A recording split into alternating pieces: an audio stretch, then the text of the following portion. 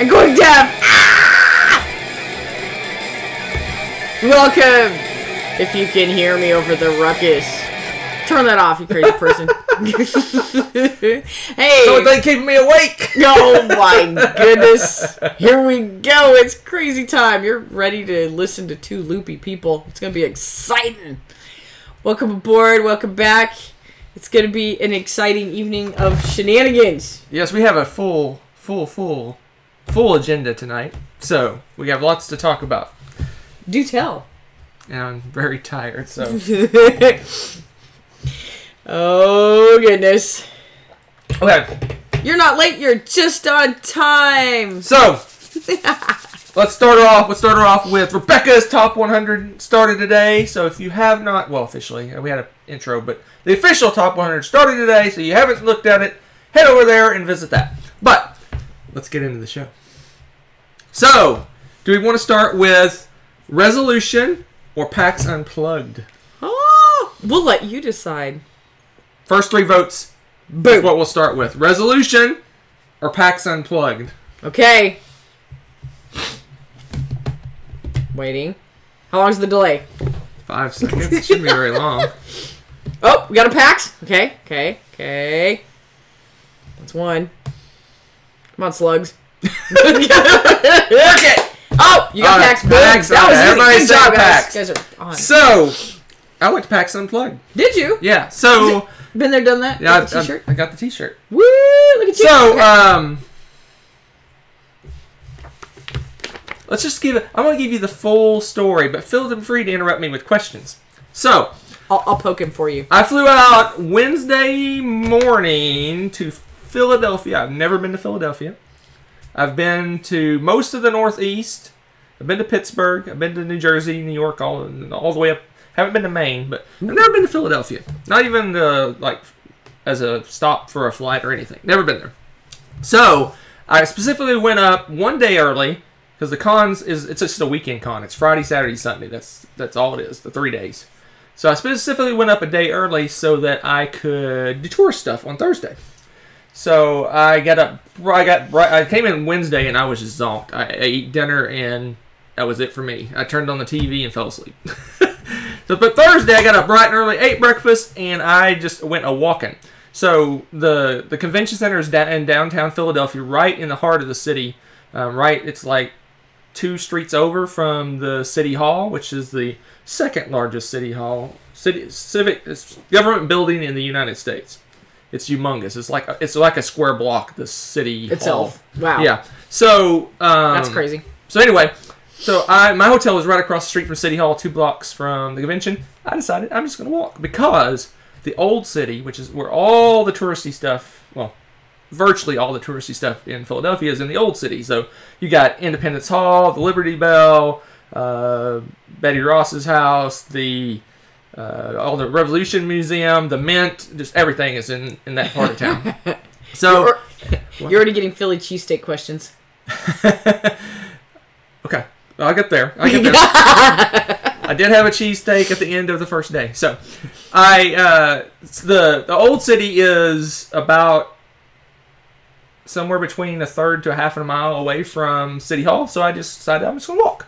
So I did a little walk down there. And let me tell you, I'll tell you this. For you northerners, because I'm not a northerner, 30 degrees in Philadelphia does not feel like 30 degrees in Dallas.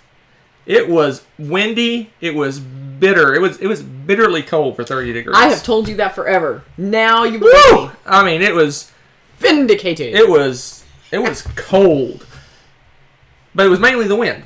Yeah. But so when I went down, I walked down to the old city, and I was going to hit the Liberty Bell first because that's what I wanted. That was probably one of the most important things. I want to see Liberty Bell and Independence Hall. So they have a line for the Liberty Bell that's like a block long. It's basically blocked off to be almost a block long. They blocked off a block? Blocked off a block for the Liberty Bell. I walk in. I walk straight to the bell, and there's one dude, the National Guard Ranger, I guess they call them, and me at the Liberty Bell. That's so cool. That's so cool. So I just walked right up to. I almost thought, am I in the right place? Because there's all this kind of museum-y stuff that you can look at. They kind of give No you trespassing. they give you to look at before on your way there. I just right to the bell, and I just hung out. I looked at it. I got to read the inscription. The guard told me a whole story about the bell and how it got its crack and how it got an even bigger crack and all this stuff. Amazing. It was really cool. It's like I almost had like my personal viewing. I felt like a superstar. So, was it all it's cracked up to be? It was all it's cracked up to be. It was really interesting, the whole history. I did that for you guys. And there's one thing. Now, here's a little trivia that I did not know. Ooh. The Liberty Bell is not the original Liberty Bell. Lies! So, Deception! So when it came over from, I guess, France, I don't know where it came from. Wherever the Liberty Bell came from. That piece of memory. You just went on a tour. That memory. Wherever the Liberty Bell came from, when it got here, it was cracked. Completely cracked and useless. So they paid a local company to cast the bell and make a new one. So the Liberty Bell you see is not the real, true, original Liberty Bell. So it's all lies. But anyway, so that was amazing. It was really cool because I got to chat with the guy, and then about 15 minutes of standing there and looking at it and talking with him, like a school bus unloaded, and I'm like, I'm out! So what we got? A lot of funny stuff. Oh, they've already been chatting some more, but they did ask about, did you have a proper Philly cheesesteak? I did. I said I'll get it. It's end of the day. Okay. End of the day. They're getting to that. For lunch. I had one for lunch. No. I've already missed it. I had that for that's what I had for dinner Wednesday night. So I'll have to backtrack. Lies! So I'll tell you about Wednesday night. Wednesday night I went out to dinner and that was all I did. But I did have a Philly.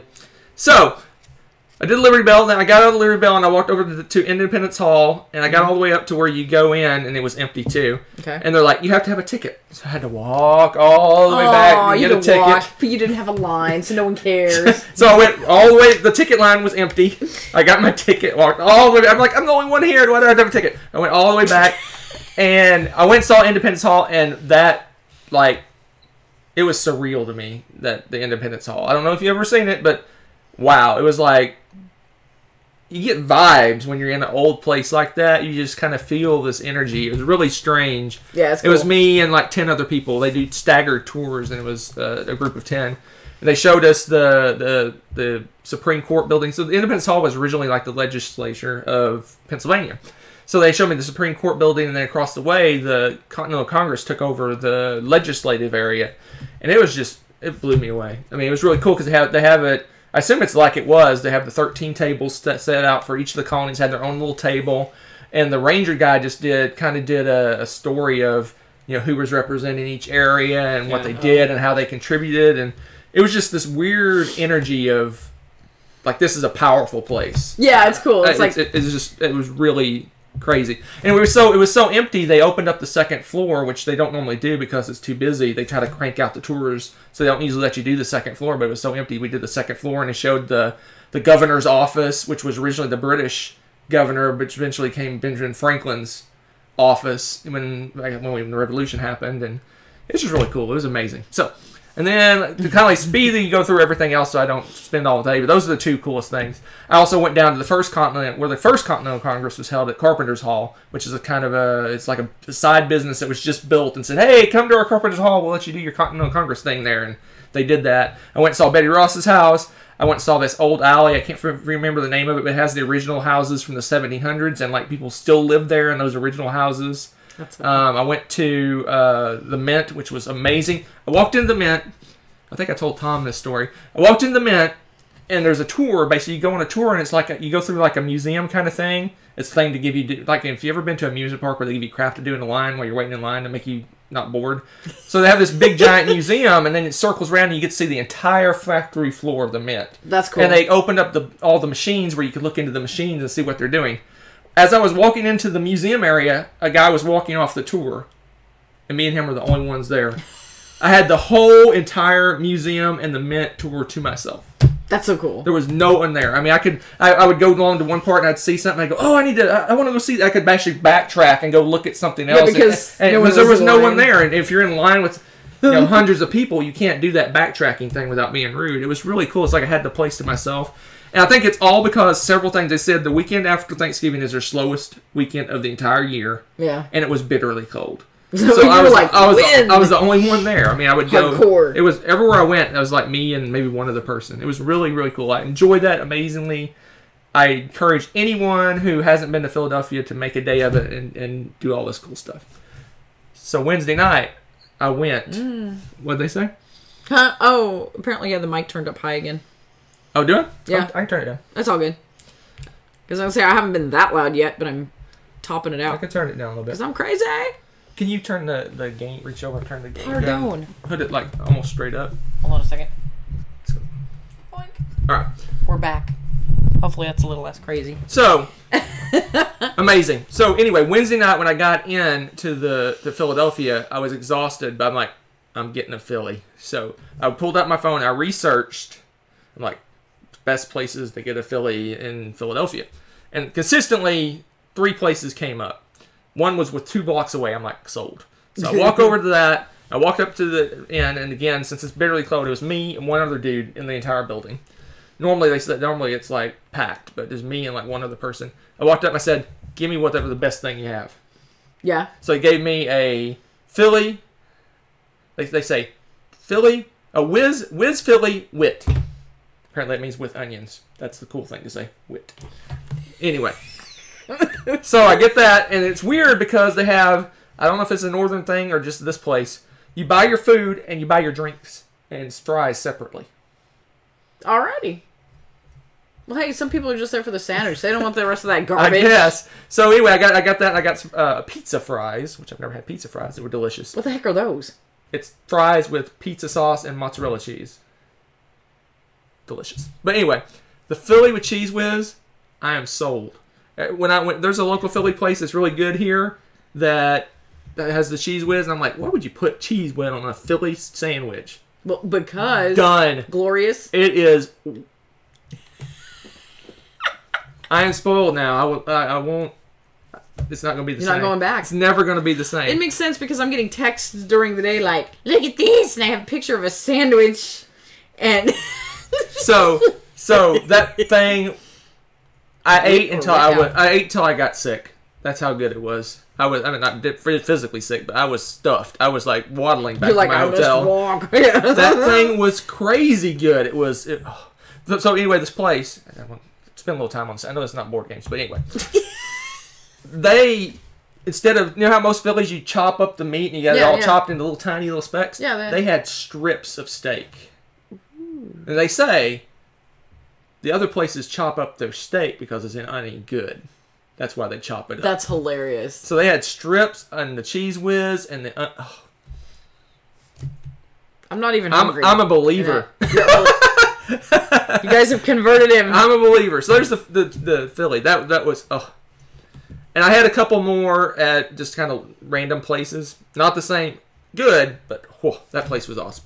And it's not even the best place. Apparently there's another place that's better, but it was like on the far side of town. It's funny because I can't remember the name of the place you went to, but I saw a couple Prince of something. Yeah, I think the brothers Murph and some other people went to that same place you went to. We're like messaging all about it. It was right near the convention center. It's one of the best places. That's why. There's another place that's supposedly better. It's Prince. Yep. I don't know what the name of it. Prince is in the name, and if you look downtown Philly, you'll know where I'm at. You'll find it. There you go. But anyway, people want to know about Betty or Betsy Ross. I see Betty Ross. Did I say Betty Ross instead of Betsy Ross? Yeah, I was about to ask you about that. And then there were a bunch of Betty White jokes. You missed that. Oh, well, sorry. That was pretty good. I'm running. I told my boss today that right now, from Thursday night until now, I've had 12 hours of sleep. That's ridiculous. I need that much every day. So I am... Just a little story time, side story. I was going to say, you've already told a story. What is this? I go into work and I have to put a code into my computer. It's not my password. There's like an initial code you have to put into your computer before you can even start to log in. I could not remember that code. And I've typed that code in 1,000 times.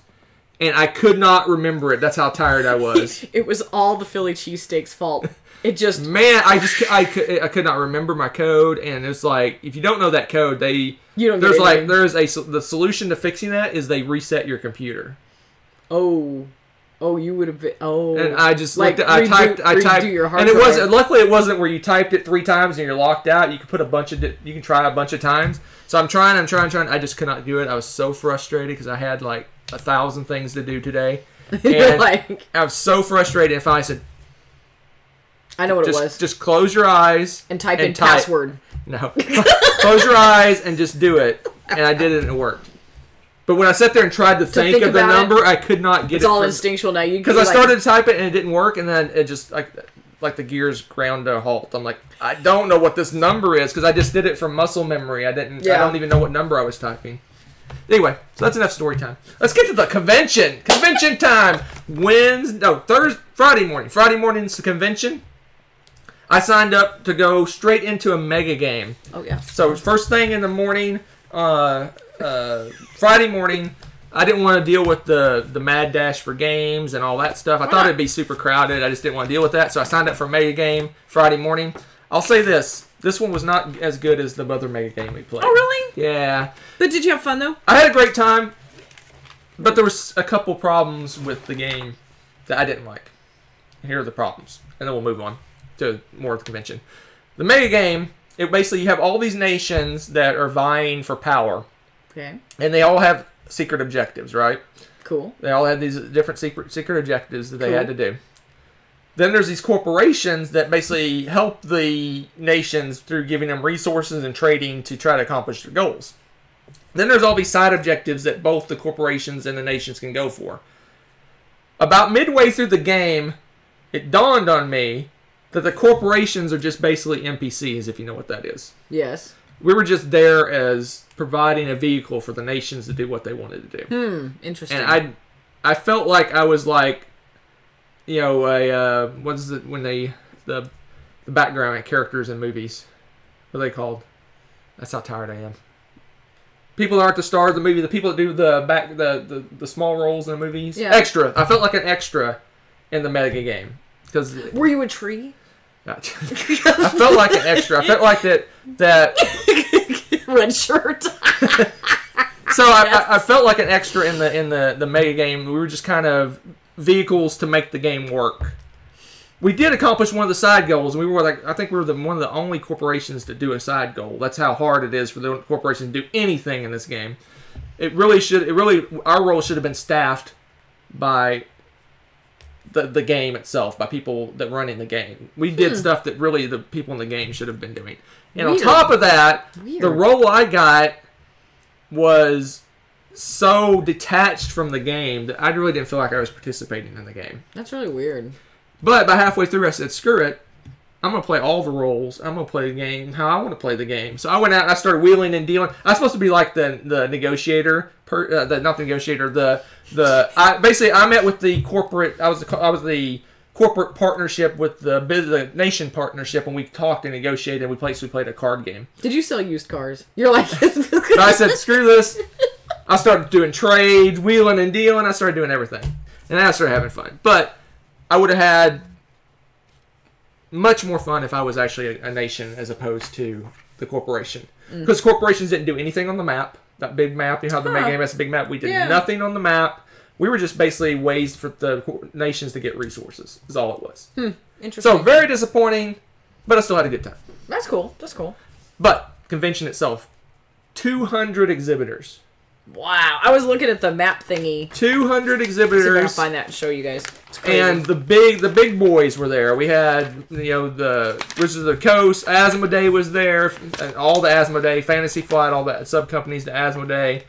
It was just a massive convention. So the convention was so big that if you just walked it, and you basically walked past each of the booths and just kind of glanced and didn't spend any time at the booth, you're talking like half a day just to do that. Yeah, you don't even need to look at the details. All you need to see is all these little dots. So this is the director. Friday, after the mega game was over, I just walked the convention. And that took me several hours just to walk it and kind of look and glance and see who was there and what games they had and kind of just do a kind of a preview of everything. And then I worked the Dice Tower booth for a couple hours after that. Where were they? Were they with Cool Stuff? Or were they were right next to Cool Stuff. They were over... Okay, because the Cool Stuff has like two little booths right and there. Then there's like some... I can see... I'm sure people paid extra to have their names on this. Like, it's crazy. There's so many names on here. Because there's Cool Stuff. Cool. They're right. They're 28... So they're like 40. The little booth next to Cool Stuff. Yeah. Now. That's crazy. But anyway, yeah, so it was amazing. the exhibit hall was basically everyone there had pretty much games or stuff for sale, and all the game companies were demoing games that a lot of the games weren't even out yet. Wow, so I was like, cool. I just walking the hall, I was like, wow. I was overwhelmed. That's so cool. So all that happened, and then I worked the Dice Tower booth. Was fun. It was really cool because the Dice Tower booth, it was interesting because you had a mixture of people that never even heard, don't even have any clue who the Dice Tower are. Oh, fun. And then you have the people that are like super fans. So you have the entire spectrum of people that come up and they'd say hi to everybody. And so a bunch of people came up. I was surprised how many people came up and said hi to me. A lot of people know me, not from this show, but obviously from the Dice Tower, from the breakfast. Oh, really? Yeah. That's cool. And it's funny. So all the geeky guys with glasses came up and said, I love your show. That's awesome. Girls too. But That's awesome. the super geeky, nerdy math nerds. You're like, yes. Yeah. You're like my people's. So I love it. But mostly they're there to see Tom, Sam, and Z, and Eric. Oh, and yeah, those guys. of course. But it's cool when they actually recognize you. So it was cool. So that was fun. And then That sounds like fun. I completely missed. Everything's blurring together. So actually, Thursday, after I did the touristy stuff, I went out with the Dice Tower to Shady Maple in Lancaster, Pennsylvania. And that's like Tom's like nostalgia kid spot to go eat. And so we went there, and that was really cool. And then I went back to their place. They rented a Airbnb. I guess that's what the cool kids are doing now, and renting houses. I don't know. So they rented a big house, and I played a bunch of crappy games with Tom. That sounds awesome. So I played a game called Cogs and Commissaires. But anyway. Common sense? No, it's Cogs. It's Cogs and Commissaires or something like that. It's a Russian robot. Take that game. Oh, it was bad. It was so bad. And then I also played a game called Tokyo Jutaku. Say it again. Jut. Jutaku. Yeah, something like that. That game, we played one round and we were done with that game. So Tom brought a bunch of horrific games. I played some of those. That's awesome. And then now I'm bouncing around everywhere. You're bouncing around. To Friday, after we finished the Dice Tower booth, I went and played Pandemic Fall of Rome with Z and Derek and Kenny. That game is good. I don't like co-op games. I'm mad on co-op games. We're so shocked to hear this. That one is good. I mean, that one I really enjoyed. That one's interesting because it takes Pandemic. It's one of the Pandemic offshoot games, kind of like Iberia and the Rise of Tides or whatever it's called. Mm-hmm, mm-hmm.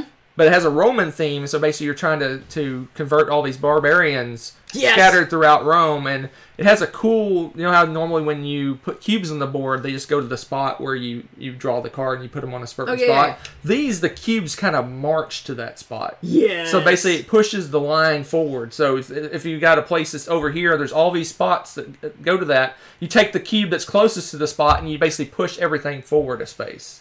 So it's kind of cool how they did it. And in this game, there's actually dice combat. You roll combat to fight the barbarians. Yep. Really, if you like Pandemic, that is one to get. It is really, really good. Yep. So, I enjoyed it. And like I said, I'm mad about Pandemic, and I really enjoyed it. That's cool. I like the dice. That's something about me I just like about games where you roll the dice and see what happens. That's true. And this has dice. I don't know if any of the other Pandemics have dice. This may be the first one with dice. Well, there's Pandemic the dice game. Wow. Real Pandemic games. Okay, so people are asking how many cooperative games did you play? I didn't play that many games, but that was the only one. We're all shocked, right? I only played a handful of games. Release date, the Fall Rome, on Cool Stuff, they have it as Thursday as the release date. Z said about a week or so. So, mid-December or 2 days? Okay. Somewhere in there. Before the end of the year. It's coming out this year. So. Tommy says you should have pretended you were Tom to all the newbies that hadn't met him and tell everyone how great Tom's Phase 10 was. Tom's a foot taller than me. I can't pretend to be Tom. You're supposed to preach about Phase 10, though. He's troll these poor people. Have you played Phase 10? It's so much better than Monopoly. It was fun. It was interesting hanging out with him. J Dober 77. No, he did not get much sleep. No, I slept just watch. He's already all over the place, and loopy as all get out. I can't keep my days straight about what happened. But yes, so everyone wants to know how many exit room games you played. 0. What a shock. How many did you burn? Did you set none, that booth but there on was fire? a booth that said like about 100 for sale, and I just wanted to kick the booth over. Or put a warning sign up, like one of those caution tapes across. Hey, Texan made the news today when he knocked over a booth at PAX and destroyed a whole bunch of board games. I was so revved up, I just couldn't sleep. Because even when I got back, I went to the room at a reasonable time. I went back like midnight, 1 o'clock, which is a reasonable time for conventions. But I would watch TV until 4 in the morning, and then I'd wake up at like 7. You are insane. And I'd just get up and eat breakfast and head out. It was, I'm crazy. Yep. So, yes, he's wearing a Fitbit. Mine is, my band broke. I didn't do many steps today, but I'm tired, so I don't care. I didn't do many steps today. So Saturday, I slept in until 8. You wild thing, you. And I worked the Dice Tower booth, and then Saturday, I actually went shopping and demoed stuff. So I went through the games. I spent most of the day Saturday actually going down to the booth. I didn't demo a lot of things. I mostly just stood and watched. I don't really have to be sitting down and playing. I watched the game, and I would pick up the rules and look at the rules a little bit and went from booth to booth, and I looked at so many things. I mean, there's so much stuff there. I don't think anybody's asked this yet, but size-wise, is this one of those must-go-to conventions, or do you think this would be overwhelming for a lot of people? It's pretty big. There was a lot of people there. Friday, if you go to the convention and you have issues with crowds, and if you have any issue with crowd, you wouldn't should go up. But if you have a mild issue with crowds, Friday was half the size of Saturday. Wow, really? Saturday was, because I went there Friday, I'm like, oh, this is great. Yeah. I could go up to booths and talk with the people and look at stuff. Like, Saturday, there was a lot of people there Saturday, especially it hit about lunchtime. That place was packed. Ooh. And they make you go through security, which is good. They should make you go through security to go into this place. But the security line for Saturday morning, I got there, like I said, I slept in. I got there it was about 9:30 when I actually rolled over there. There was already a line. There was 2 entrances, and both lines were over 3 blocks long. 3 blocks? 3 blocks long to get in. I said, maybe I'm going to go have second breakfast. So I went to the market and looked around, and they have a giant indoor market right across the street from the convention center. So I walked around there and looked at fish and sausage and different things and goofed off. And I went back at about 11 o'clock, and the lines were still over 2 blocks long to go through security. And this is people with badges. You're not like waiting in line to get your badge. You're waiting in line to get in the building. And then if you don't have your badge, then you're crazy, because you have to wait in another line to buy your badge if you didn't pre-order your badges. It was crazy. Friday was nothing compared to Saturday. And Sunday was empty too. Sunday's family day. There's a lot of kids and stuff there, and it was not near as big. So if you're going to go, if you're going without family, I suggest one day, do Friday. If you're going with family, go one day and do Sunday. The problem is, if you want any of the super hot games, you got to be right there. You got to be there at the crack of dawn Friday morning to get them. So the only game that I saw, the 2 games sold out almost instantly. One was Teotihuacan. Okay. That one sold out instantly. They had a very limited number of copies, and they were gone. Sure they were gone. They were gone. Very cool. Carpe Diem sold out almost instantly, but we'll talk about this later. I went to a random, some of the local-ish game stores. This one was actually from Jersey. That's local for Philadelphia. Was there, and I just went randomly, just said, "Hey, do you have Carpe Diem?" He's like, "I think I saw one under the table." And he's like, "Yeah, there's one down here. It's our last one." Yoink! So yeah, the hottest thing in the convention, bar none, Keyforge. Oh my gosh, I know why. People were walking around with stacks of Keyforge decks like this big. I don't even want to play the game. I just want the cards. There's stacks like this big. People walking around with decks they bought. Have you seen some of the names? Yeah. One guy came up to me at the Dice Tower. I'll talk about it in a minute. The Dice Tower had a game night. Came up. His was the what is it? The psychiatrist that sells dangerous chemicals was his deck or something like that.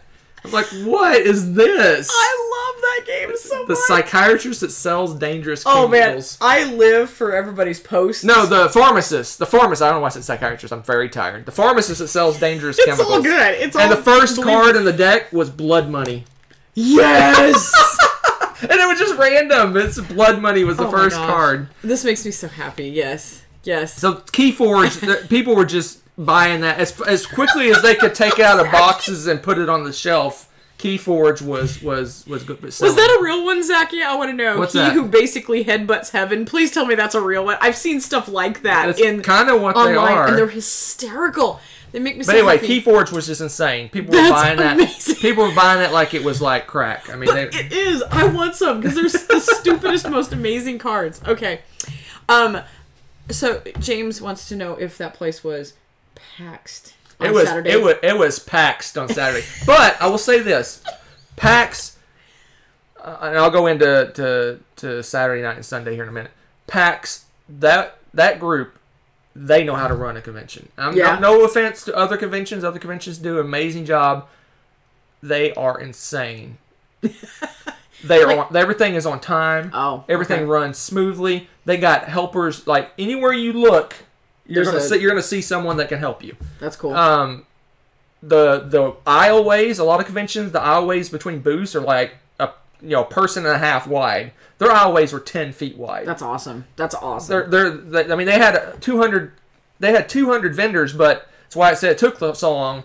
It's like 2 blocks long and a block wide. 200 vendors. Every booth had a good space around it that people could stand. There was never, you're hardly ever doing the sideways shuffle to get past people. And this was Saturday when it was packed. That's amazing. That is amazing. Now, if you try to go into a booth, like if you want to buy Keyforge on Saturday afternoon, good luck. You're 30 feet away from where you need to be to get to the booth. But continuing on that, their audio visual stuff is insane. Dice Towers, they did a top 5 list.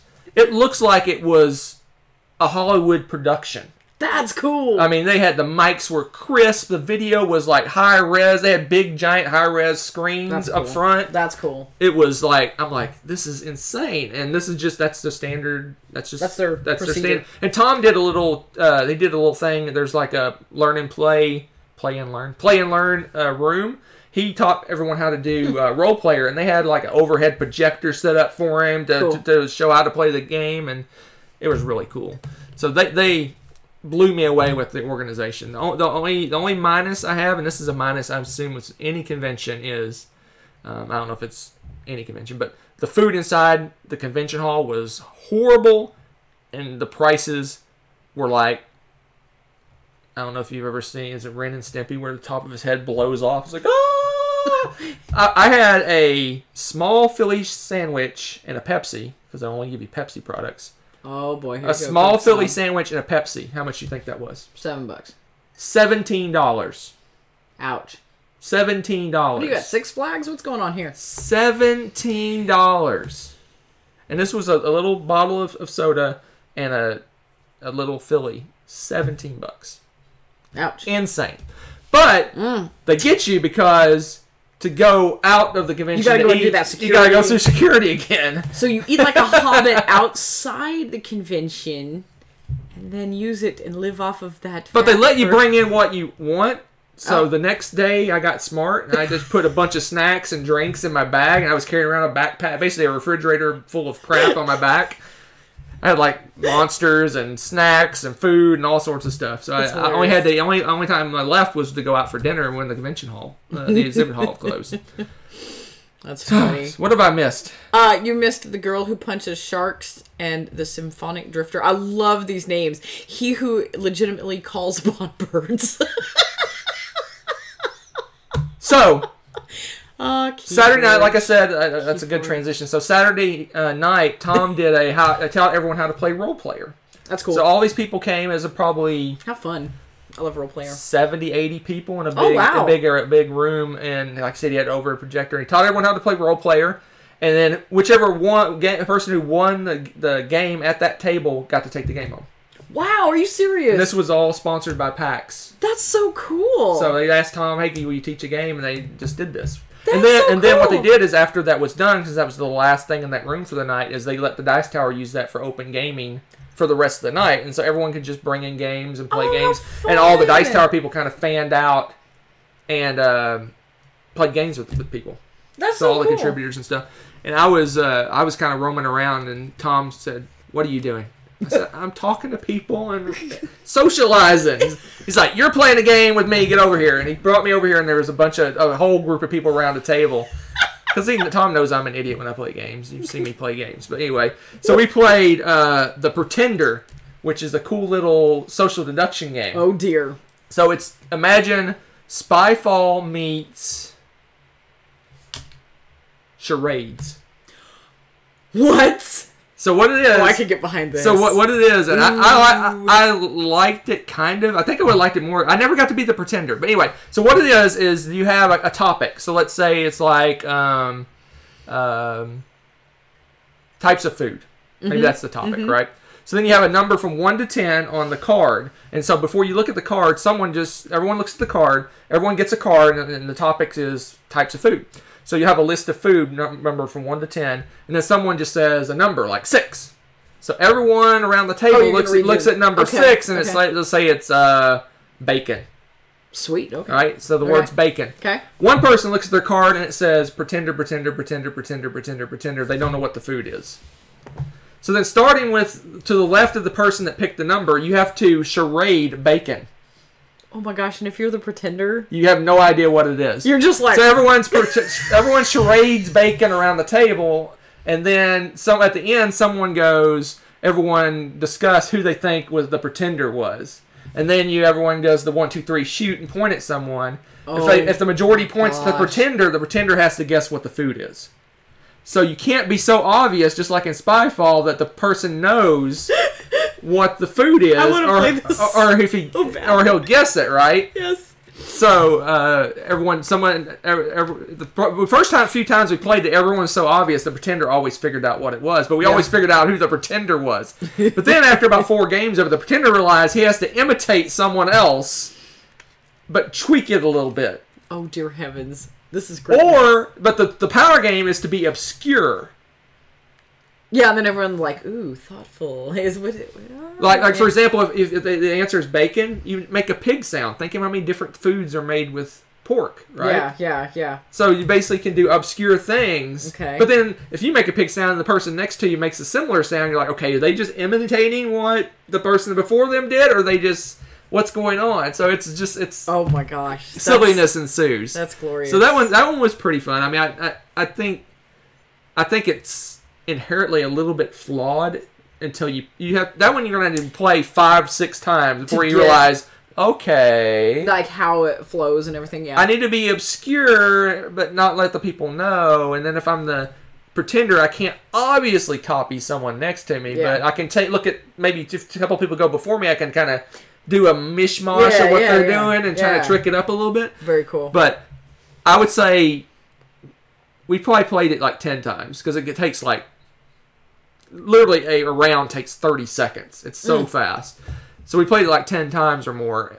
And where was I going? I'm so tired. You were playing a game. We realized really quick that 90% of the time you can figure out who the pretender is. Mm-hmm.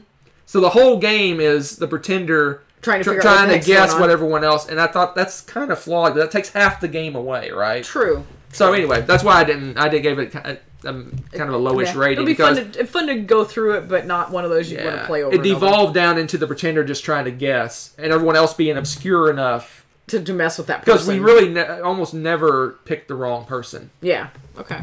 But there was that may have just been the group we were playing with. So okay, couple things. I need to move on to the real stuff. You guys were talking about Role Player and Sagrada, and I think Kabuki, you already answered it. But yeah, Sagrada is much more entry level than Role Player. Role Player is a little bit deeper of a game. That was good stuff. And then Uncle May was asking about a good racing game. I'm a huge Downforce. It's Downforce super awesome. is a great. If you want a family weight racing game, that's the one to do. That's the best one I think out there. That's hands down my favorite. And I'm not usually. There's some other ones. Snowtail's supposed to be good. Formula D is good if you want to be a little more detailed, a little more. And it's actually pretty entertaining too, Formula D. But all right, so I'm gonna wrap up quick because I've almost taken the whole show talking about PAX Unplugged, and we haven't even done the resolution update. I said we had a lot to do tonight. Crazy. So the last game I played was a game called Village Pillage. It's coming out next year. Tom had a preview copy of it, and we played that. So it's kind of an interesting game. So you start with 4 cards. There's like a merchant, a farmer, a raider, like a pillager, I think it's, and a wall. And you secretly pick 2 cards. Sorry, Zachy keeps telling me Keyforge names. All right, so you secretly pick 2 cards and you put them to your left and right. Okay. And then everyone does that, and then you compare the 2 cards that on each side of you. Uh-huh. And depending on what you pick, things happen. Like if I pick a wall and you pick a raider, I block your raider and nothing happens. If I pick a farmer and you pick a raider, your raider raids my farmer and gets some stuff. So is this like rock, paper, scissors, but on each side? Kind of, yes. But it's a deck building game. What? So basically you'll gather some money as time goes by and you'll have opportunities to buy cards. And they give you more powerful versions of all those 4 different cards. They're the same colors, same types, but they're more powerful and they do different things. But the goal is to collect enough money to buy some artifacts. There's like 3 artifacts you have to buy, so you have to collect enough money to buy. But people are constantly attacking you and raiding you and pillaging you, so it was okay. So that's all the games I played. That's awesome. Played 5 whole games the entire time I was there. That's so funny. You had so much going on. It's just insane. Okay, I have to share because you guys have Texans that talked about PAX at length like that. That is me. I had a blast. It's an awesome convention. It's the biggest convention I've been to. It's the one with the most vendors. It has a good balance between gaming and purchasing, but it's definitely leaning more towards the purchasing level. But they had a bunch of games. They had a ton of hot games for demo, but they were there were so many people there, you had to basically camp out. You had to camp out demos, and you had to camp out playing the hot games because they were always taken. But I've never been to a convention with that much stuff to look at and purchase. It was really cool. That's cool. So that's it. No more about that. Unless you have questions, then I'll answer questions. But Hunter, the one who looks at numbers. I like Mudcred, the unavailable sewers officer. That's greatness. The animal that lies about squids. Man, I really want Keyforge now. So we've been going way too long. Yeah, you're a little chatterbox. But it was cool. We're going to fly through the resolution update. So okay, yes. But feel free to ask questions. Rebecca's doing a good job at monitoring the chat. We'll stop and answering questions because we're going to fly through these. So I'll do my best. If you saw the beginning of the video, I'm doing all the talking. That's okay. So you saw at the beginning of the video, we've played 56 games out of our 350 game collection. If you know the numbers, it's gone up. We purchased more games at PAX, and there's more coming in the mail from cool stuff. So that's He's trying to kill us off. It's going to go even higher.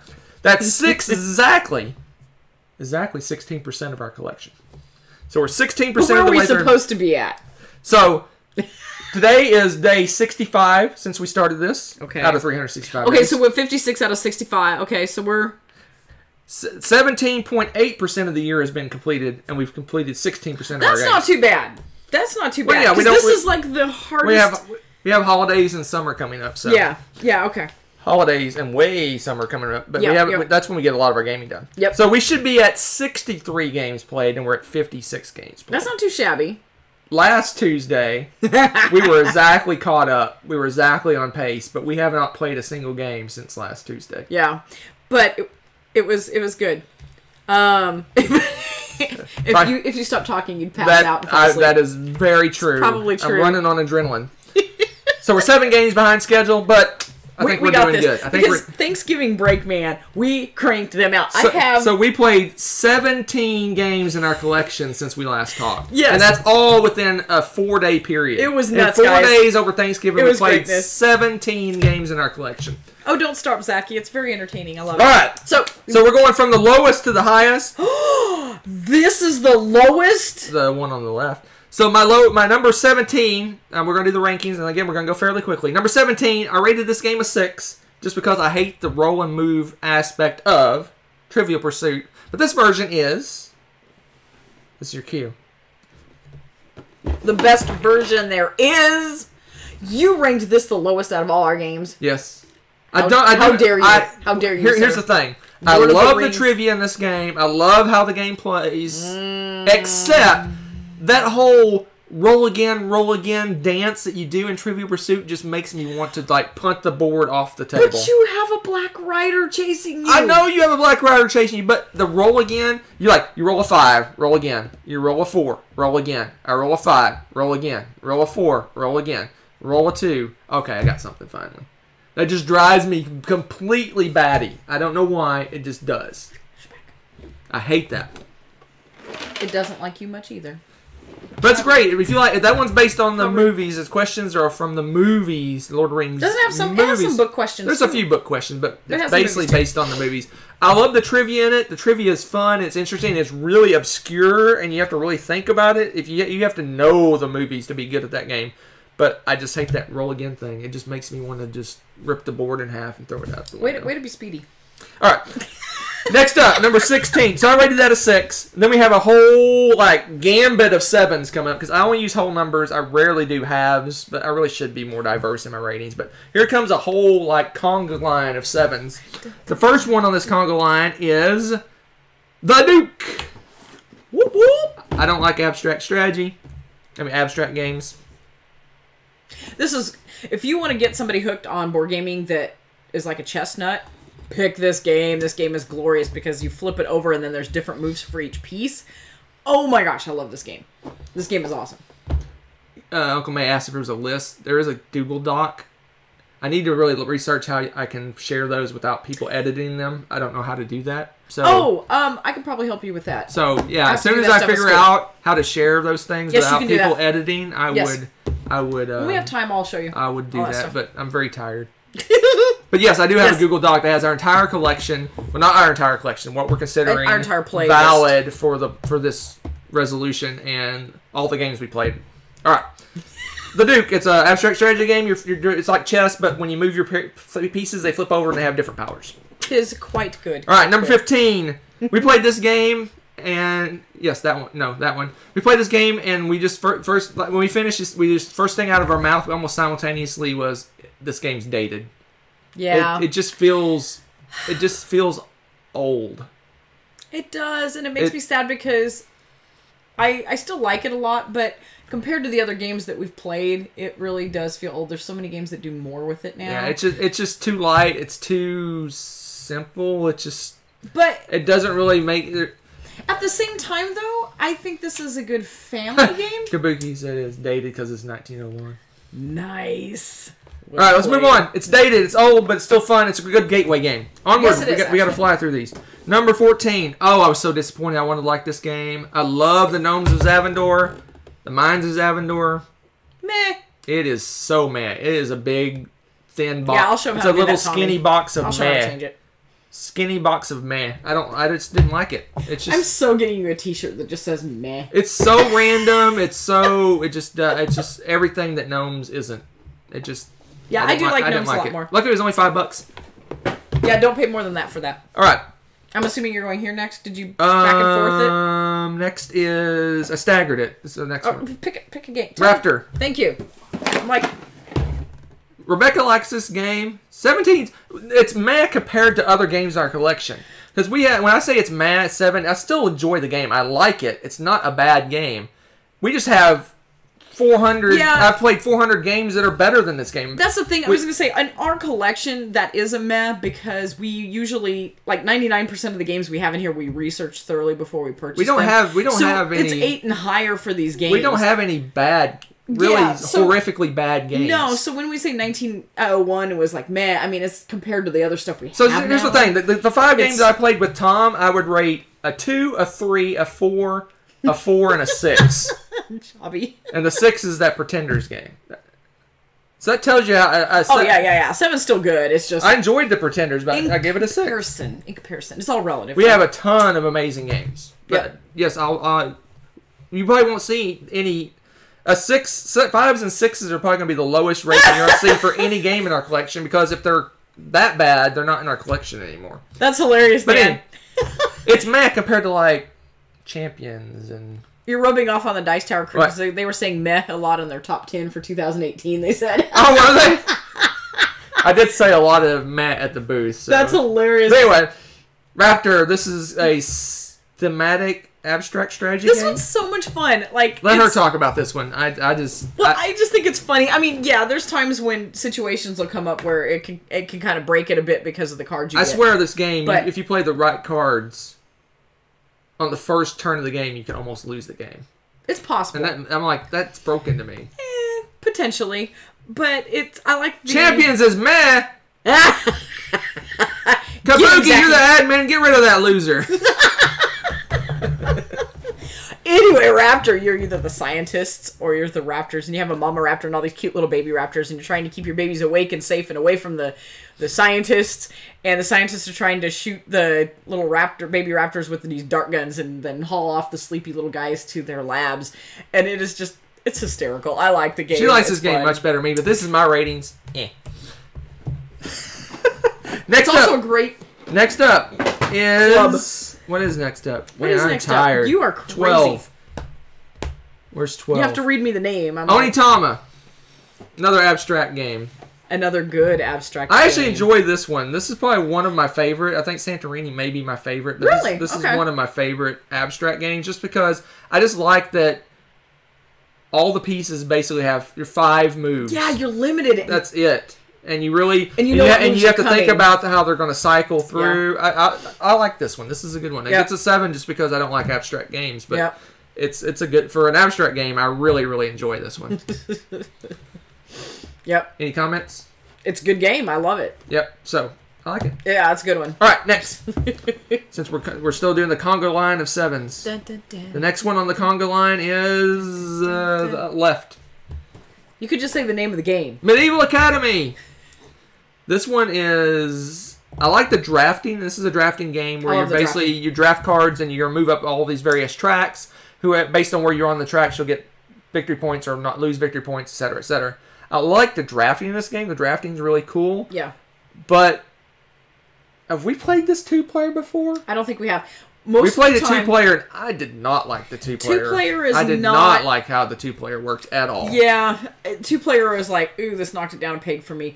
I love it if it's got 4 or 5 players. It's so much fun. It's Medieval Academy, not Medieval. No, they're a medieval. Don't encourage him. Don't encourage him. The 2-player version. Let's just the 2-player version though, it does weird so stuff. So basically, in the draft, the way the game works, and normally is you have a set of cards. You do a normal draft. You take a card, pass, take a card, pass, take a card, pass, take a card, pass. In 2 players, you make 2 stacks of cards. She makes 2 stacks of cards, and we just pick a stack. That's dumb. I mean, I can't say it any other way. It's dumb how it works. Yeah, because I never once made a really good stack and a really bad one because I knew inevitably Murphy's Law was going to come into play. But the way we did it was a variant. There's another way to do it where you're just a dummy player, and I hate dummy players. No in the dummy game. players. So this officially gets it's not a 2-player game in my opinion. It's a broken 2-player game. Yep, broken. Right. Broken. Hey, that's what Kabuki just said. Broken Multiplayer. 2-player. I like it. So I don't like 2-player. Multiplayer is a blast. So it actually dropped. My rating dropped in that game because I like it. It's a great light. It's a great light drafting game, but 2-player that took it down a notch. There you go. There you go. Onward, America. Merca. Still good. So this is a trivia game in the lines of fauna and terra. That's it. Yeah. And it's basically pop culture, and I enjoy it. I think it's fun. I like that you can guess answers, and if you guess it right, you get a bunch of points. If you're next to the right answer, you get some points. Just a fun little pop culture trivia game. I like it. I enjoy it. A lot of people say it's broken and weird, and I've heard negative things about it, but I like it. I also played this... Was it last week or the week before? I've played this recently with my... game group kids. This was one of the games that I brought in that week. And they had a blast with it. We had a lot of fun. And I think that was the first time I've actually won a game of this. Was the first game I played with them. And then I told them that there was some kind of weird luck going on and then I'd get destroyed. And sure enough, the second game we played, I was like dead last. Well, that's the thing about this game. As with any fails. trivia game, if you don't know the questions, you're doomed. Possibly. And if you know all the answers, all the questions, you're gonna do great. for the most part. But that's Yeah. any trivia game, right? And you do have to watch that, Kabuki. I've noticed sometimes some things, and you're like, Yeah. you know, you gotta just roll with check. it. Yeah, just So, you roll with it. someone asked, Jobby popped in. I don't know if he got here just now or later, but he's asking, what's going on with your top 100? Don't spoil it, but man, it was a roller coaster. I told you guys it was going to be a roller coaster. Man, hang on tight for her top 100 because it's wacky water weasel time. Mm-hmm. All right, so back to the list. Saki. Number nine, number nine. So much truth. Oh man, I am so America freaking tired. is Battle Line. wacky. Oh yes. So Battle Line, this has been rethemed as Shot and Totten by Yellow Games. This is the older version. It's around a Knizia game. I'm not sure I'm not pronouncing that right, but anyway, I'm tired. That's my excuse for everything I say wrong tonight. So this is a 2-player game where you're putting sets of 3 cards on each side of each other, and you're trying to make the most powerful set of cards. So it's kind of abstracted. It has some tactic cards that trick up how that works, but it's a good version of Lost Cities. No. The only reason he says that is because he wins this game and loses at Lost Cities. Why that is beyond me. You consistently beat me at this one, and I destroy you in Lost Cities. It is the weirdest thing. So I like it. It's just a quick little 2-player game. It plays in, 20 minutes. What does it say it plays in? Yep. 20 minutes. I'm calling it 20 minutes. I don't care what the box says. Yep, but it's cool. Yeah, it goes really quickly. Box doesn't say. 20 minutes. It's a fast game. I would say it's a fast game unless you're APing for some reason. So anyway, that's a good one. So we're getting into the good games. We're not to the 8s yet. We're almost there. This isn't an 8? No. Shame on you. This is an 8. This is a 7 for fun and a 2 for gameplay. I hate the scoring system in this game. That's true. It's so That's obscure. True. Yeah, we don't. It's a party game, and I like it. It gets this rating because it's a fun party game, but the game behind it is not that good. Oh, yeah. But this game is a blast to play. So compatibility. And you guys know that because you've played it with us. Hopefully you enjoyed that, too. And this is good stuff. So compatibility, basically you're given a topic like, say, food. And then you have a deck of really obscure random pictures. And so each... and words and things like that. And words and symbols and everything. And so everyone picks 5 choices for what they think most exemplifies the word. Yeah, I know. That's the last good word I have out of my head. And you're playing in pairs, and basically you compare your results with the other person, and if you match up, you get points. But it's really, the scoring's really weird.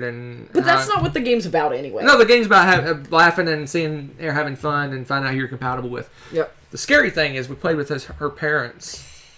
This was so the very funny. first round of the game. So it's her mom and dad and me and her playing. Obviously, we're a pair and they're a pair. I exactly matched with her mom. Not only does 5 cards exactly match, the exact same order. Yeah. And I even picked some random weird stuff, because I always pick random weird stuff. Exactly match. And I was like, I'm done. This is scary. I'm out of here. Yeah, Dad and I are looking at you guys like, did one of you cheat off the other? It was weird. It was hilarious. That was funny. That was funny. There's some good times. You can probably find this at a thrift store. It's old. Well, I think what's fun about this, too, is you can custom do this game and tweak it. You can add your own cards. You can print out things off the internet. You can and themes. I think didn't we do a board game thing? But I did the questions. I didn't change the cards. You could change the cards too just as easily. I mean, just put them in sleeves or something. So anyway, lots of fun with that game. There's a lot of. All right, that's the last of the 7s. We're into the 8s now. The next one is 7 Wonders Duel. So great 2-player version of 7 Wonders. I completely despise the 2-player variant for 7 Wonders. This one is a 2-player version of 7 Wonders. I like it. Instead of just adding victory points at the end, there's 3 different ways to win. You can win science, you win through military, and you can still win for victory points. This time we played, I got a military victory. I'm very proud of myself. You should, because it'll never happen again. Military victory! I swear, it was just luck, literally luck of the draw, because a card would be revealed, and it's a military card, and I would have no chance of getting that card before you. Just no chance. And you're like... And I also got the one that gives you bonus, it gives you 1 extra bonus military for every military card you play. And I'm like, I'm going to die now. Yeah. I was starting to catch, if I had not... You had like 4 of the science I had things, already snagged a lot of science. I was going to get you, because that was the only chance I had. Not. No, I had this in the cards. Anyway, great game. Onward. Number 6. Yes. Archaeology, the card game. I don't know why I like this game. What? I can tell you This why. game is super light, super breezy, borders on whimsical. Oh, no, you didn't. So,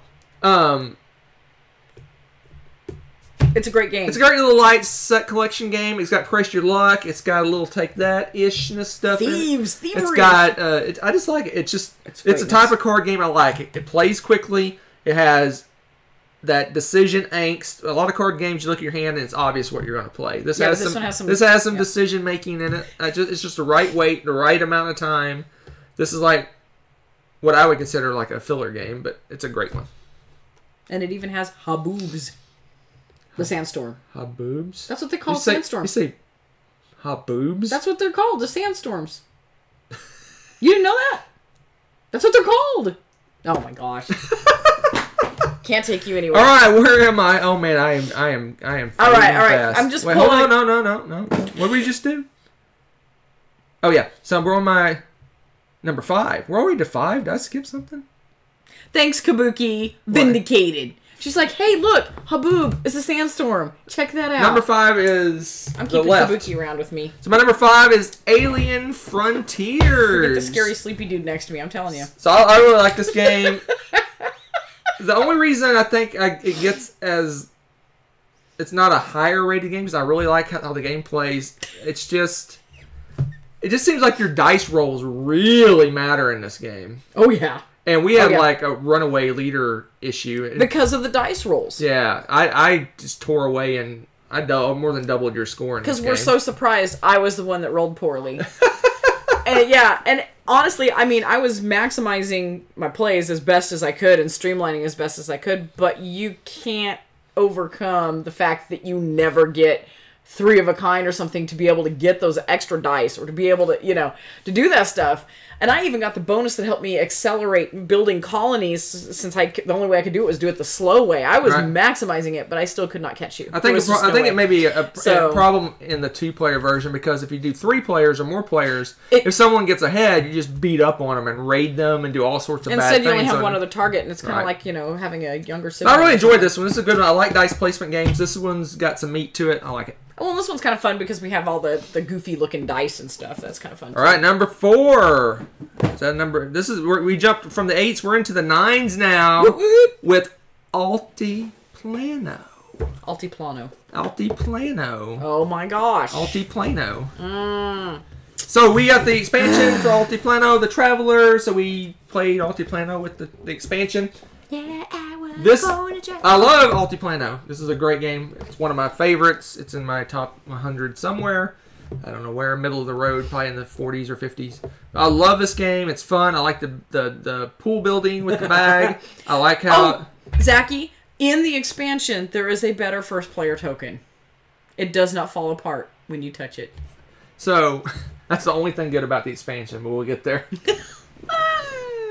So, anyway. I love this game. I love the bag building. I love that it basically simulates a deck building game by you pull all your little chits out, and once you're done, you put them all back in, just like you were shuffling a deck. So I like that. I like the worker place, however you want to call it. The worker moves around. You take the action of the worker. It's basically worker placement. I like the resource management.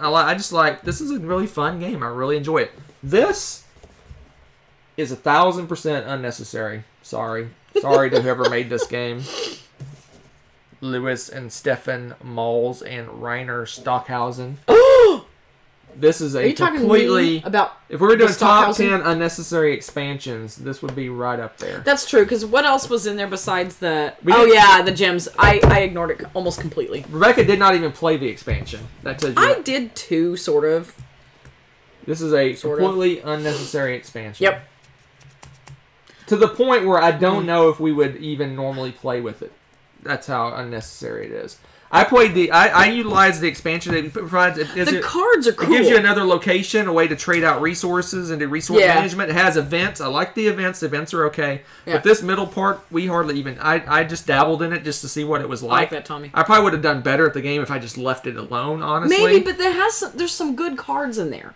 That's the thing, is there's some good cards if you go to do that. But the whole thing with the trading and the gems, it was like a waste of time. It's completely unnecessary. I think, yeah. It's just a distraction from your goal. Because every time I looked at it, I was like, that's not the most efficient way for me to do anything. So every single time I did that. To each their own. I mean, maybe try it out, but I did not care for the expansion. For us, it's like one of those that you'd want to try. But I love Altiplano. Altiplano is an amazing game. So yeah, there you go. There you go. Yep, exactly. All right, moving up to my number 3. We're getting into the good stuff. We're getting the ones that are borderline 10s now with Gaia Project. Oh, me liking this game so much, so much. You see this game? This game is beautiful. Gaia Project. Oh, this is a good one. This is a good one. The only reason this isn't a 10, and this is just my personal opinion, is I like space games where you fight each other. And this is a Euro space game. Which is why I like it. I like fighting. There's no real exploration. There's no such fighting, thing. But the Euro piece of this game is solid, and I really enjoyed this game. It's awesome, but the only reason, like I said, it's not a 10 is when I play it, I'm like, I want to kill something. I want to make a ship and go out and fight something. Oh, man, I geek out over the tech tree on this. I love this game so much. I'm always like, I love this game. It's a great Euro game, but it just makes me long to build spaceships and go fight people. If you want, I'll shoot you with the Nerf gun while we're playing it. Will that make you feel better? This game is glorious. Don't listen to him. It's so good. What is the theme of this list? This is the resolution list. This is all the games we played. If you can discover the theme. All right, I'm assuming you're doing this one next. All right. Van Hammer for Zaki. Yes. Number 2 is the 500 pounds. That is Caverna. I love Caverna. I love making a million sheep. Kabuki. You know, honestly, to tell you the truth, I should like this game less because I use almost the same strategy every time. You do. And she doesn't prevent me from using the same strategy every time. But I love making a million sheep. That's what I do in Caverna. I am a sheep farmer, man. Obsession with them in this game. I think I ended up with, how many sheep did I end up with at the end of this? Like 30-something sheep. It was insane stupid. How many sheep I had. His sheepdogs were like exhausted. I have like 1 cow, 1 pig, 1 donkey, and 30 sheep. Yeah, it was pretty stupid. Well, my problem is, too, if it's just the two of us playing, I rarely prevent you from doing that because I like to try new things every single time. So I'm like, I wonder if this will work. I'm so busy doing that, I'm like, let him do whatever he wants to do. I just love this game. This game's fun. But I mean, I do the same thing every time. Misery farmed. I'm kind of like that person that goes to the restaurant and there's one meal they like that one dish they like at the restaurant. And they order it over and over and over again. You're saying you? Yeah, because that's what I do in Caverna. I build sheep. I get the cuddle room, and I get the whatever room gives you bonus points for animals every time. Mm-hmm. And she never stops me. You need to stop me sometime. That's the only way you're going to beat me. I know, but I don't like trolling. I like to see where my stuff goes, and if I stop what I'm doing to troll, I don't know. I'll probably do that, of course. Someday when I'm feeling, like mean, I'll. Oh, look at Tommy. Says converters tag along against Agricola too hard. No, the thing is Agricola no fun. That should be the true tagline. Birds. Okay. All right, and the winner of the gaming marathon of gamingness. I finally got to play Brass, and I love Brass. It wasn't so good on my lungs. Just looking at this game makes me choke and cough. I'm just gonna say it. Man, look at all this smoke and smog and. I do not know why I waited so long to play this game. This game is awesome. It is just like it was good. It was good. Rebecca enjoyed it quite a bit. I was like. He's like, sitting in his chair. He's like bouncing off the walls. This game is really good. This is like, it is really good. Now, Uncle May said, "What the heck is Brass?" So you must school him properly. Oh my gosh, this game's good. So anyway, this is a Euro game. It's based in the Industrial Revolution in England. Lancashire. You're building, basically, you go through decades, time periods. You start off, you have all these canals, and you build these routes with boats between the cities. You're building buildings, you're delivering goods, you're doing all sorts of greatness. And then halfway through the game, boom, the game basically resets. Yeah, and now you're doing the railroad era where you're building train tracks from everywhere and doing all kinds of stuff. You're upgrading the levels of all your mines and all your production facilities. It is like Euro. Crazy Euro. But man, it is rock solid. Yeah, this is the board we It is rock solid. It's beautiful. I hope you can see that. It's really cool. The art's gorgeous. Again, I'm joking because it is dark and stuff, but it was the Industrial Age, so they do show you just churning out the factory smoke and stuff. Oh, this game it's cool. I love it. It was really the only well done. reason I didn't give it a 10 is I want to play it again. Because I don't know if it's the fact that it was so new to me that I'm like getting crazy about it. Okay. I want to give it a couple more plays. But one thing I was going to say during the PAX Unplugged, not to go back to the PAX Unplugged, but oh no, here he goes. One of the things I did, like I said, I walked around and watched people play games and demo games. I didn't really demo a lot of things because I just didn't have time. I'd watch a few turns of a game and then move on to the next one. I watched almost 3/4 of a game of Brax Birmingham. Really?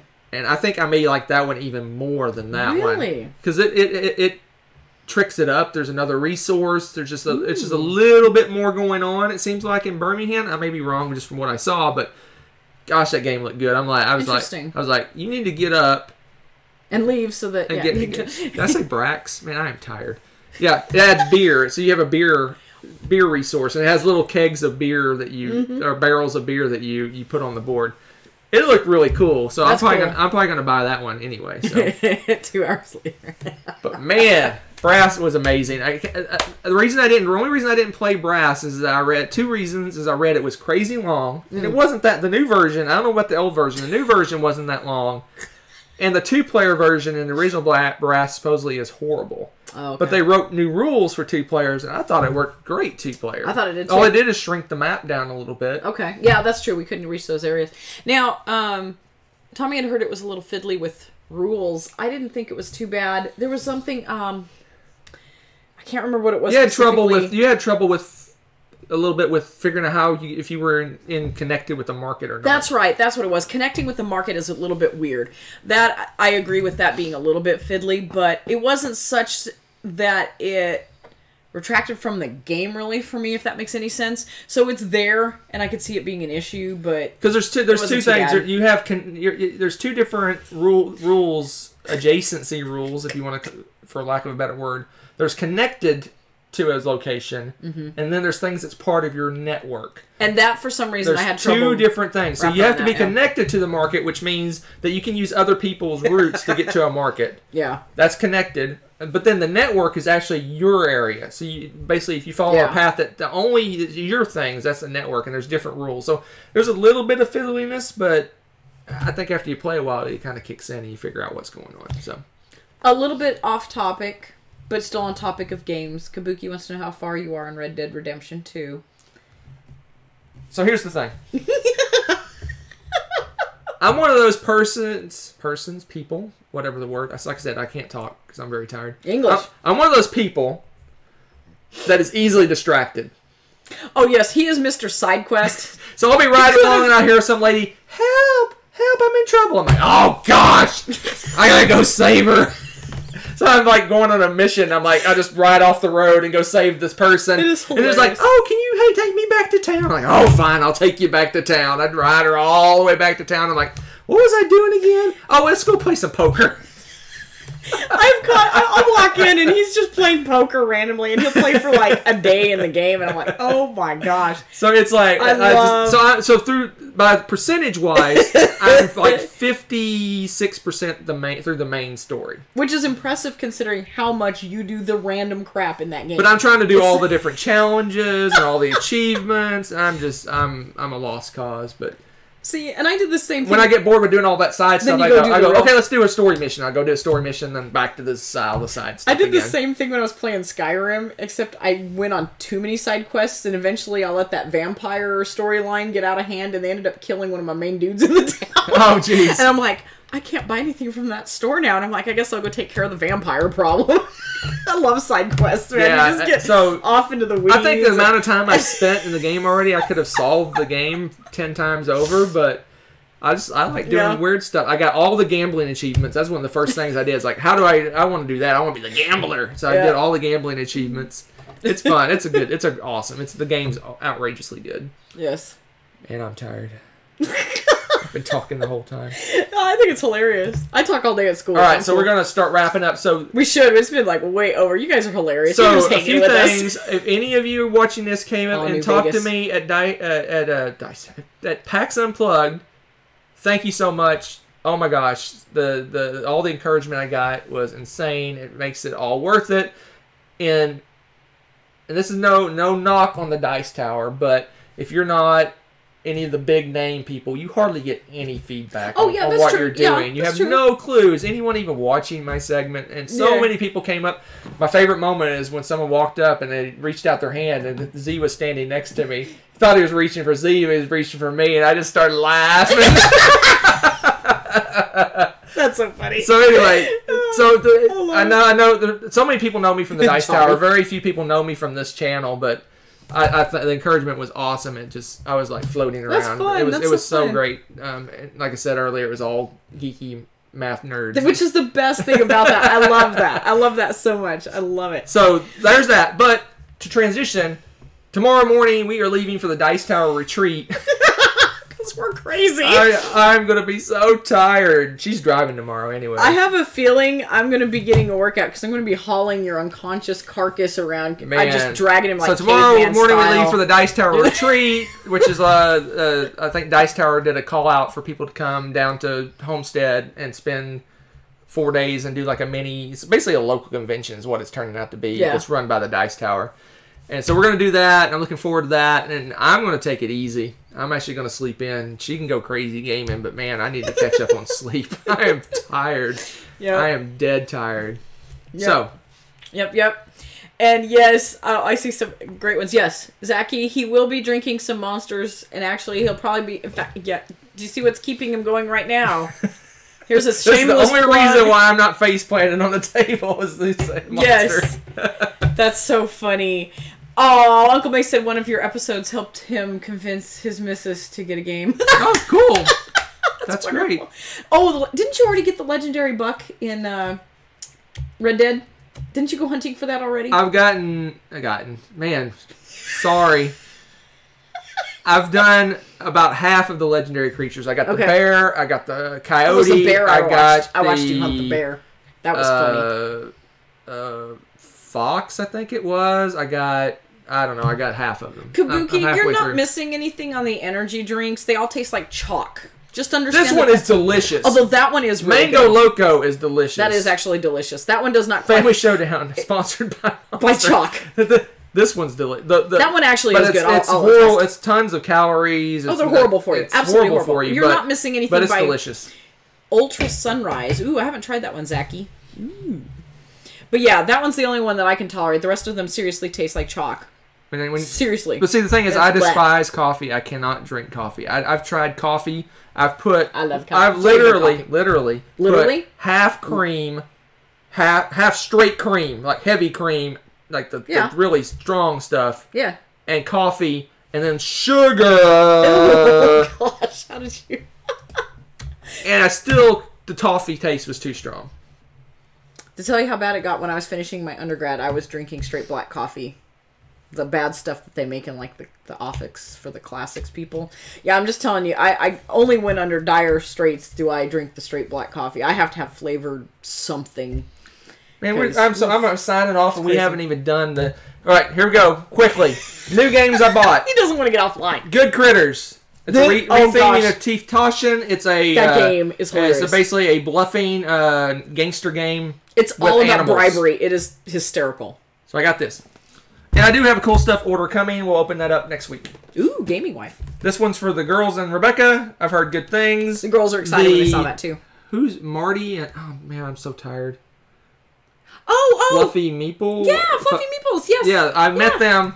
Oh, I met them at the convention. They said, you gotta play Gingerbread House. I said, no, I don't have to play it, but I'm gonna buy it. That's so awesome. That's so awesome. So I got that for the girls. I look at something. It says 8 and up, so Nessa could probably play it. Oh, she'll be able to play it. Whatever. She plays 13 and up. So after all the positive feedback in the top 100s and the stuff about this looks cool. It's worker placement. I did a little research. I think we're gonna love this game. Yeah, that looks cool. It basically has a cool mechanism where you put your workers on a spot and they stay there until someone puts them in jail.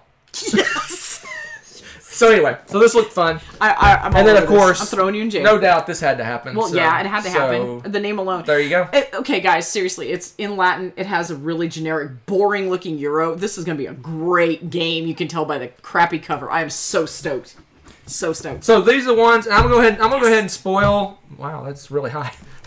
And the mic's in the frame. You're really high. That monster monster notice is the mic was killing in the frame. I'm so tired. I'm gonna spoil my unboxing. because I just want to say the games that I saw at the convention that I wanted. I got Kanban Drivers Edition. I got the Great Western Trail expansion. I know I've heard mixed reviews about Great Western Trail is one of my favorite games. I got the Omitama expansion because it tricks up the game quite a bit. And I got Brain. He got brains. He played Zombie Dice? Oh, what else did I get? Oh, man. I'll never remember in a million years. I got some other game. That'll be the surprise game when you open the box. Ooh, Tay. Okay, Zachy, I've seen several different spellings for tea like that. That's really cool. And it sounds yummy. Tease is good. And Tom's review of a lot of games like Forum Trianum, I don't count Tom's reviews because he's not really a Feld fan or anything like that. I've heard people say that that's their new favorite Feld game. Exactly. So anytime Tom's like, man, I don't like it, I'm like, okay, I'm going to like this game when it comes to Felds because he is not the best person to judge a game like that. Let me talk about this while I look up that game. That's just me. I'll be awake in the middle of the night wondering what the last game is. So Tom, for working the booth, gave me this. Well, I don't know if it was for working the booth, but he said, do you have one of these? And then threw it at me. I think he may have just been throwing it at me. But you ducked so it, caught it? Show that off, and then I'm going to figure out what that last game is, because I have to know. Oh, okay. This is one of those cool gaming bags. I'm so stoked, guys. So, have you guys seen these? I know you've seen them. They're the big ones where you shove... Here. Hey, check it out. I've got all these crazy games. This tells you how big it is. There's Gingerbread House. Let's throw in some good critters. Let's throw in some... break my table. Brass, totally way off kilter, right? Right, okay. Oh, Colonies is the last one for Terraforming Mars. Oh, cool. I see it's still folded up a lot. Look at this! I'm loving this. And this will hold... This is one of those solid ones. This is pretty cool. Oh, it's a shameless plug. I see why now. Yeah. Look at this. Shameless plug. Oh, it's part of their Kickstarter. You can buy it as part of their Kickstarter. Oh, I didn't realize that. Okay. Yeah. This is so cool. But yeah, it's one of those cool game bags. I'm so stoked. Instead of me tearing up all my bags, we have like a real game bag now. So cool. All right. Tons of toys, tons of things. You have been a little chatterbox today. Uh-oh, guys. The Mango Loco has emptied. Whoa. He's powering down, folks. Done, folks. So next time, we're not going to do a top 10 next time because we're not going to have time to prepare because we're going to roll in Saturday night late. So next time is going to be another update. It's probably going to be a Dice Tower Retreat games we played update. We'll do a resolution update, but I don't know how many games we'll play off of our list. And if we're not complete zombies, we should play a game with the peeps or something. We'll do, but we won't have time to get a top 10 together before Tuesday. It's gonna be it's going to be another Q&A. It's also in your finals for and I won't talk about PAX Unplugged for an hour and 15 minutes. However long I talked about whatever it was. I found it interesting, though, because... especially for those of us that have to, like, super pick and choose what kind of stuff we want to go to. Like, I don't know that this would be for me. Like, after hearing you talk about it. I'm not a huge one of the crowds and stuff. It's very crowded. So it's one of those things where it's like, I like the smaller conventions. But it's cool because now you've experienced the whole spectrum. You've seen a really big convention. I haven't seen a mega convention yet. Yeah, but that's pretty big, though. It's pretty big, yeah. I mean, they had like 30,000 people. That's insane to me. Okay, that's a town. That's a town. That's a town. Yeah, I got two of the loops. I got the 2 loops and the 4 extra cars for pitch car. Yep. So next year's board game tournament pitch car track is going to be off the charts crazy. Yes, indeed. I'm considering like button up like our fold-out table up against our other table. And making a super track? Make a loop that goes out on the side table. Yes. And make it massively big. Yes. Oh, this is going to be glorious. So, all right, get me out of here before I faceplant, because I've done everything. Watch Rebecca's Top 100. Yeah, go watch my Top 100, and we're going to have the next one out soon. And the next Thursday. Week, we'll be exhausted and ramble about some other event that you can learn things about. So, you guys, as always, are an absolute delight. We love chatting with you, and this has been a lot of fun. And we will look forward to chatting with you again next week. So take care, all. We'll see you soon. Bye.